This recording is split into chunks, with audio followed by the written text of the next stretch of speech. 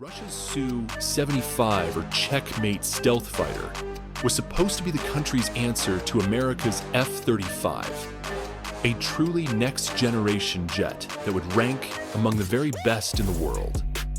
There's just one problem: it can't fly. Despite years of development and bold claims from the country's leadership, the Checkmate is, so far, just another entry in an increasingly long list of Russian military failures. Its story is one of false dawns and broken promises, an all-show, no-go sham that shows no signs of getting any better anytime soon. And it's a story that started in 2021, and at the annual Makes Air Show held in Zhukovsky, on the outskirts of Moscow. The Makes show has historically been a popular place for Russia to unveil its latest and greatest aerial innovations. The first ever forward-swept wing Su-37, for example, featured at the 1999 edition of the Air Show. Or 103. In 2011, Russia's leading fighter jet manufacturer, Sukhoi, showed off a prototype of its Su-57 for the first time. This fifth-generation fighter has since gone to be classed among the best in the world, capable of flying twice as fast as the speed of sound, and famed for its exceptional maneuverability, along with its multi-role versatility, advanced sensors and radar technologies, and strength in close-range dogfights. In 2021, Russian officials were likely hoping that the Su-75 would follow a similar trajectory to its predecessor, and they spared no expense in orchestrating a Hollywood-level unveiling event, with a static, non-flying prototype shown off on the air show floor.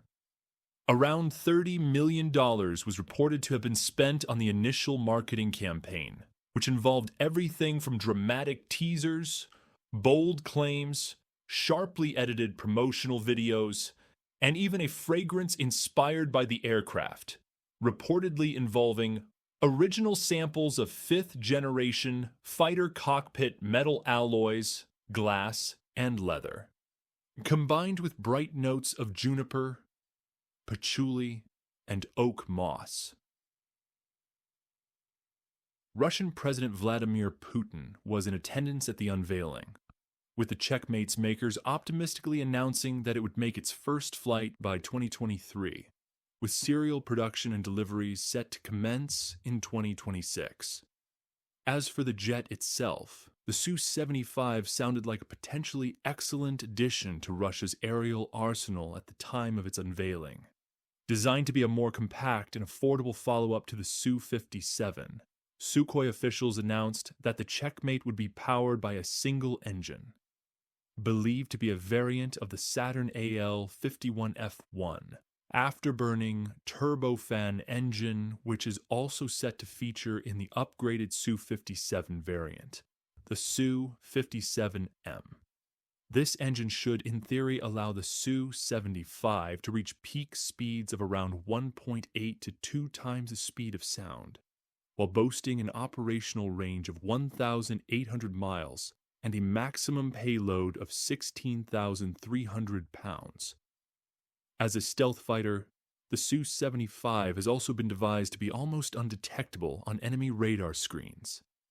It boasts a divertless, supersonic inlet, a V-tail, and internal weapons bays, all of which helps to minimize its radar signature.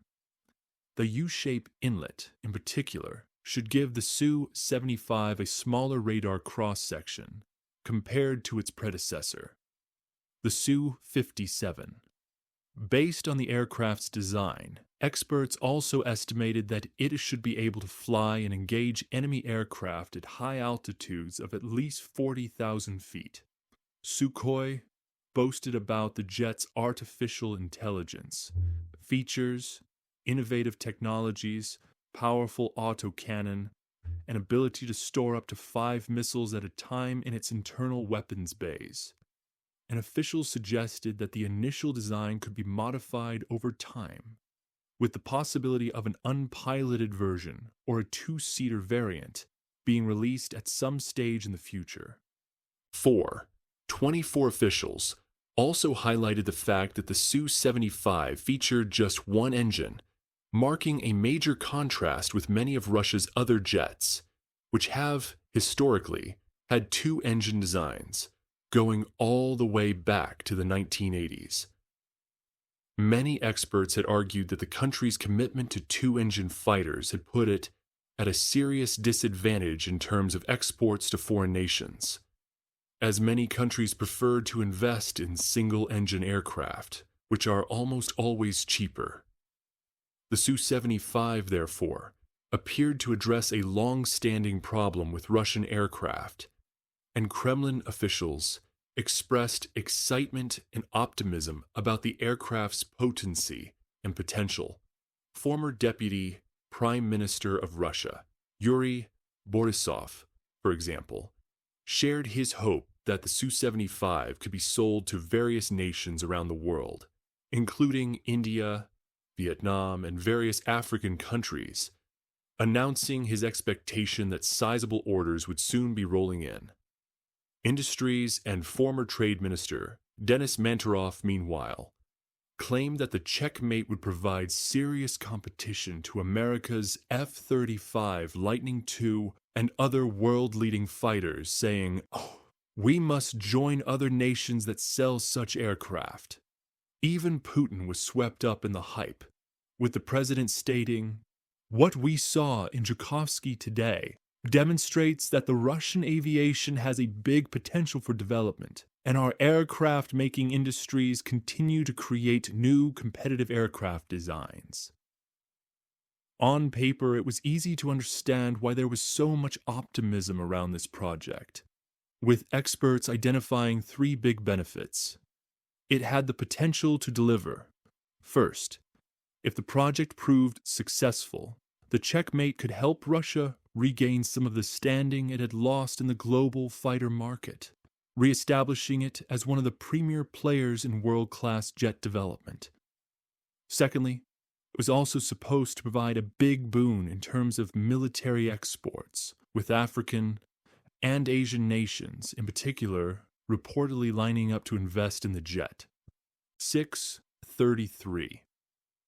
Third and finally, thanks to its single-engine design, the Su-75 could possibly pave the way for more efficient and cost-effective fighter production, helping Russia remain competitive and continue to improve its aerial forces without having to spend excessive or extortionate amounts on each fighter. Indeed, official estimates suggested that the checkmate would cost just $25 to $30 million per jet, a veritable bargain when compared to the sometimes $100 million plus price tags associated with other world-leading fighters like the F-22, F-35, and Dassault Rafale. Especially at a time when drones are becoming such big parts of warfare, many militaries around the world are increasingly worried about developing and deploying extremely expensive jets, because if a single one gets damaged or destroyed by a kamikaze drone, the military is left with an enormous and embarrassing bill to pay. As one of the biggest investors and most active users of drone technology, Russia understands this better than anyone. The Su-75 therefore seemed, in many ways, like the perfect project for the country to focus on. A sensible, strategic, affordable addition to the Kremlin's arsenal. But hype and hope are easy to build, and claims are easy to make. There's little challenge in drawing blueprints, making mock-ups, editing fancy trailers, or promising that this fancy new fighter is going to change the game with its supersonic speeds, superior stealth capacities, and cutting-edge tech. Actually delivering on those promises and building a jet worthy of the hype is a completely different task, entirely. And it's one that Russia has consistently failed to achieve. Back in 2021, for example, at the Max Air Show, Russia may have had an airframe of the Su-75 on display for all to see. but it was a non-flying prototype. Little more than an oversized children's toy, entirely incapable of taking off or posing any sort of threat to any of Russia's enemies. 838. No problem, claimed aerospace officials. The Su-75 may not have been able to take to the skies in 2021, but it would be in the air by 2023.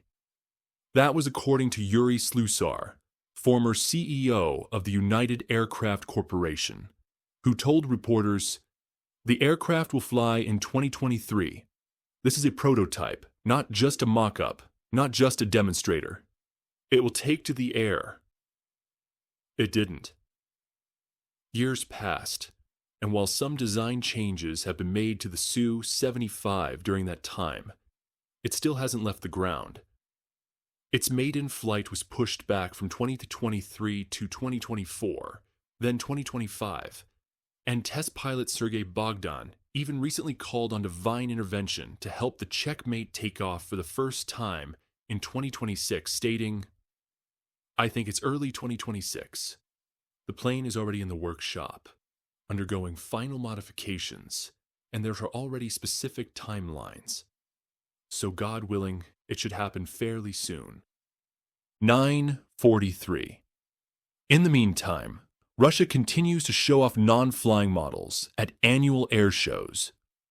The 2025 Dubai Air Show, for example, once more saw a prototype Su-75 airframe on the show floor, with Rostec CEO Sergei Chemezov claiming that the prototype is almost at the stage of flight testing. He continued to strike a hopeful tone, suggesting that the aircraft will be in demand once development moves to the next stage. But for now, this is all little more than hot air. No matter what Kremlin or industry officials say or claim, the facts of the matter are clear. The checkmate, in its current iteration, has no military value. It's a jet that can't fly, and a source of immense embarrassment for both its manufacturers and the Russian military industry, on the whole joining the ranks of other failed projects, like the T-14 Armata, which was supposed to be one of the best tanks ever created, but has proven too expensive and awkward to deploy in Ukraine, or the Tupolev PAK-DA, a stealth bomber that has been stuck in development hell for decades. So how and why has this project proven to be such a stuttering mess so far, full of false starts and broken vows? The answer can be summed up in a single word: war. Back in 2021, when the Su-75 was first unveiled, Russia had not yet invaded Ukraine. The future seemed relatively bright, and there appeared to be no obvious obstacles in the way that could disrupt or delay the development of this fancy new fighter jet. That's one of the reasons why industry officials appeared so confident about its first flight. Then, 2022 happened. Putin gave the order to invade Ukraine, and the rest is history. From that moment on, even high-profile military projects like this one were pushed off the priority list and onto the back burner. The war cannibalized Russia's aerospace capacity, and resources that had previously been allocated to the development of advanced platforms and innovations like the Sukhoi checkmate were suddenly reassigned.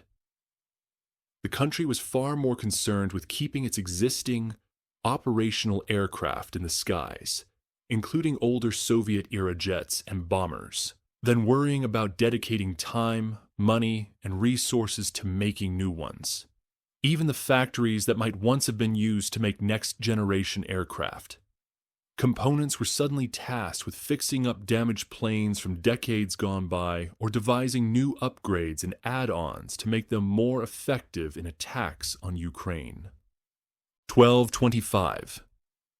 They no longer had the capacity to work on a stealth fighter that might still require years of prototyping before it could even be officially introduced to the military. Budgets, too, could no longer stretch to cover the Su-75's growing development costs. New jets have to undergo extensive and expensive flight testing.